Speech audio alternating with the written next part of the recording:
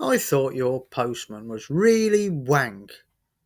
Oh, okay, thanks. The slightly tubby 11-year-old who towered above me just stared, then shook his head, pushed me over into the bushes, and sauntered off across the playground. Tearful and somewhat bemused, I got up and went to sit by the school gates, gazing now and then at the little Snoopy watch on my wrist, waiting for my mum to arrive and signal the end of another strange and somewhat scary day at this place. Snoopy looked happy at least, his little head nodding back and forth. I tried it myself, but it didn't help much. This was the last week in April 1981. The previous weekend had been just a normal one, playing in the garden, a visit to both sets of grandparents, nothing startling at all. We lived on the edge of a small South Midlands town, in the cul-de-sac off a larger council estate. Opposite our small semi-detached house was the rec playing field. I would peer through the living room windows at the big kids playing and gathering in groups. Teenage lads with punk hairstyles all stood on end, strutting around by the swings where the girls would sit, smoking and swigging from cans. I was fascinated by the comings and goings as I watched for what felt like hours, but in reality probably wasn't that long. I could hear the beat from their music being played all evening during the warmer weather as I drifted off to sleep in my little box room. Always something of a dreamy child, I seemed to feel I was missing things, exciting things. My dad would get in his Mark 1 Ford Escort van every morning, and I would wave through the bedroom window until he was out of sight at the top of the estate, my head filled with images of being with him and off on adventures as a TV repairman. Monday came. Dad went off as usual, and Mum gave me my Cocoa Pops, then put my coat on me, and we went for a walk the mile or so down into the town. Nothing extraordinary there, except we didn't go into Mr. James's grocery shop, with the racks of sweets and gorgeous marathon bars, nor the funny smelling delicatessen. We even went past the always cold butcher's shop, with the large red-faced man, who sometimes said to my mum, "Is this Matthew? I have a Matthew too, you know." He looked out as we passed and nodded to my mother. The town, no doubt like most others in that era, was sleepy but was still full of the small independent shops, all with brightly coloured awnings adorning their facades, from decades before and so sadly now extinct. Mum walked us between the shops, around the back of the pub and into the street of three-storey Victorian buildings that ran parallel to the high street. This, I was about to learn, was where the school was located. The building could easily be mistaken for a chapel with its stone block construction, arched high windows and spiked wrought iron fence. The heavy iron gate closed with a thump behind us as we passed through. To the one side of the playground there stood two Portakabin-type classrooms, each with chicken wire tacked around the bottoms, presumably to keep us kids from playing underneath, but I really don't remember that stopping us. Next door, the derelict and overgrown factory lay behind the teaching units to the right of the school site. These temporary fixtures were still busy being damp in the winter and boiling hot in the summertime some 20 plus years later. There was no one around, but singing could be heard in the near distance, which, unbeknown to me at the time, meant the other kids and teachers were all in assembly. We made our way across the playground's asphalt, and my mum tapped on the huge door. It seemed huge to my not five until the summer self, and a tall, thin lady opened it, greeted my mother, and looked down at me with the words, "You must be Matthew." I was, and still am. In we went to the classroom with its thickly overpainted dozens of times bricks, all daubed in the rather nauseous-making institutional green paint still prevalent from years before. Coupled with the smell of carbolic and crayons hanging in the air, it all made me feel I didn't like this place too much. I stood quietly whilst the two adults talked until the shouts from myriad young voices got closer, and the teacher broke away from my mum to let them in. I hid behind her as they all rushed in, and then moved towards the door we had entered through. But my mum grabbed my hand, checked my exit attempt. She knelt next to me and said, "I'm going now, my babby. I will see you at lunchtime." an all-encompassing panic-filled terror hit me, the like of which I had not experienced since my mother was waved off for a major operation, the result of which would determine if she had a body riddled with cancer. I grabbed for her, but the teacher held me back as I screamed and cried, trying to shake off her hold of me. Please don't leave me, Anne, I wailed as she disappeared through the big door. When I was little, I always called my mum by her first name. I shook free of the teacher and bolted for the door, was out on the playground, and would have been away had another couple of female teachers not been just coming in. They grabbed me, still screaming, and dragged me back in, turned the key on the door, and I was trapped. Still fighting them off, kicking and biting for all I was worth, and blinded by tears, I ducked under a table and in behind a large bookcase. It was here I hid in the semi-dark for most of the morning, crying and shaking, despite several attempts, both verbal and physical, to extract me. When finally the bell rang for lunchtime and the big door was unlocked, I was up and out through it before anyone else could even get to their feet.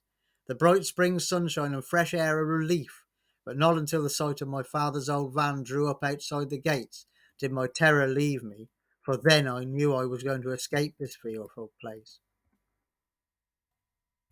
I learned overnight that this was not going to be just a one-off event, and that for the rest of the week to come I was to attend this hideous place each morning. Up until this sudden and terrifying enforced change to daily life, I had pretty much been left in my own little world. I come from a large family, in that despite being an only child, there are many cousins of similar ages. My mother is one of four, and my grandmother one of eight. So, whenever we were back at my grandparents' grey pebble dash council house, there was always someone to play with. However, where we lived, I knew no one before I reached school age, and once I did, I soon wished I didn't. Occasionally, various people would visit the house. In my over-eagerness to be friendly, one of my traits, apparently according to mother, was to slowly empty the fridge by bringing them a pound of cheese, 2 bottles of milk, or whatever we had in there at the time. It was this behaviour that ended with me slipping on the dining room floor, clad in my stocking feet, whilst carrying a china sauce boat. Smash landing resulting in me near severing the second finger of my left hand, the scars from which are still clearly visible. Playing car parks in the garden with my pedal car or tractor was a favourite whilst chatting with imaginary friends, but I also loved Tiswas, so anything to do with hosepipes or buckets of water during the summer time turned me into a bucket of water song singing nightmare. I once threw an entire bucket of water over my mother as she came out through the back door, whilst in this guise. Not to mention a regrettable incident involving papering the patio window with a soaking wet copy of the Ledbury Reporter. TV at that time in our house was something of a hit and miss affair. Not just the fact that daytime TV was mainly test cards and the odd news broadcast, all interspersed with a lone daily episode of Play School, but that my father regularly borrowed our TV to loan to Mrs. So and so if he had run out of spare sats while he repaired theirs. All too often I would come home from school excited to watch the Moomins, or Roll and Rat, only to discover a few dangling wires in an empty space where the telly had been. It was perhaps due to one of these TV deficient afternoons that had led to me plugging in the iron by my ever inquisitive self and subsequently burning it into the living room carpet whilst mother was busy dealing with Mr. Brickles the bread delivery man. My second morning of primary school education differed from the first only in that my dad took mum and I down to the school in his van. I sat sobbing on her lap. This was in the days before compulsory seat belts and child seats.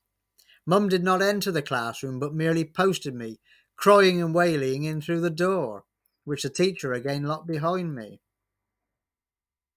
I was dragged to an area with a rug and made to sit cross-legged on the floor. Within a few moments the other children could be heard outside the door, and the teacher went to let them in. I took this opportunity to try and bolt again, but couldn't get through the wave of incoming bodies and found myself shoved back from whence I came. The other kids all sat down, which left me standing up with everyone staring at me, so I sat down too. The teacher started to call the register, and robot-like the others answered, "Yes, Mrs. Pimlow." when their names were called, all bar one boy with a shaved head, who, when his name was read, answered, "Yes, Miss Bimple."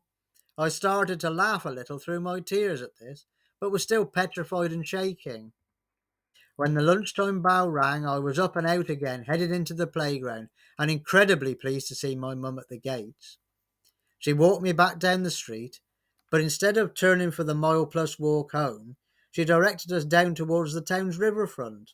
We sat on the rough wooden benches, and Mum got a sandwich box out of her handbag, wiped my hands with some wet ones, and gave me my favourite raspberry jam sandwiches to nibble.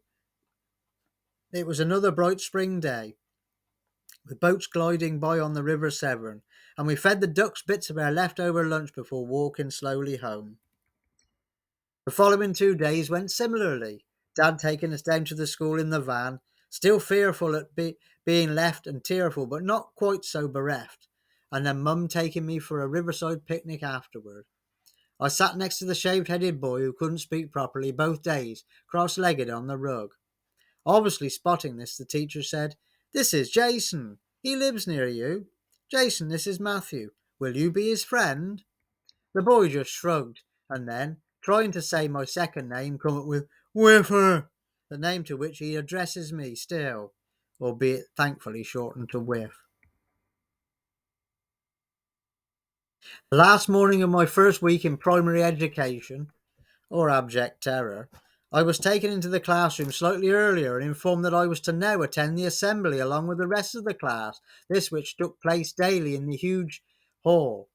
Not only this, but that Jason and I were to be given postman's type little sacks, stand up in front of the entire school, and hand out 3 cardboard letters to the teachers who stood under the hymn sheets. The letters would spell May Day, presumably because that was indeed on the following Monday, but never in my now adult mind was a word so befitting of a situation. Jason and I just stared at each other in disbelief, with these rough, itchy sacks hung over our shoulders, dwarfing us and scratching our bare legs as we walked. But before either of us could make an escape, we were marched in through the hall door and greeted by the sight of around 250 children sat cross-legged on the rows.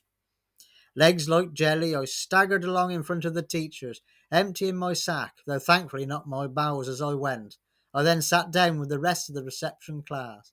The headmaster got up and spoke. A hymn I couldn't read the words to, probably because I hadn't learned yet, was sung, and then we were propelled back to our classroom. Lunchtime duly arrived, and it was whilst on the way out to freedom that my tubby critic halted progress to articulate his damning verdict of the morning's performance. If you enjoyed this autobiographical short story and would like to hear others from my book, the title of which being And Your Point Is, then please comment and subscribe to my channel. I really would appreciate this. Take care.